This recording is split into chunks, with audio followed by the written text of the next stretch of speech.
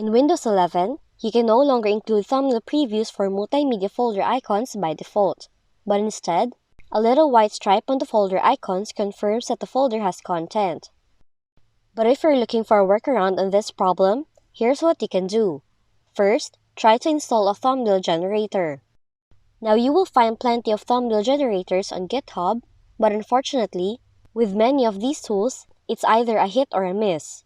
So you may need to try out several thumbnail generators until you find the one that suits your needs and works as intended on your machine. You'd also try downloading and installing the Windows thumbnail generator from GitHub. Just remember that you need .NET 5.0 desktop runtime to run this tool. Additionally, the application may rely on ImageMagick to generate composite thumbnails based on the files stored inside your folders. But if not having native thumbnail previews for multimedia folders is a major issue for you, you can simply downgrade to Windows 10. Now many users decided to go back to Windows 10 just for that function. To do it, go to Settings, click System, choose Recovery,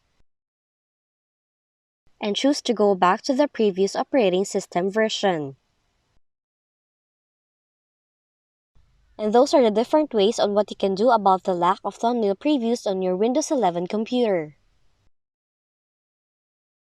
If you found this video helpful, kindly like and subscribe. You may also click and turn on the notification bell so you can be notified from whenever we release new videos.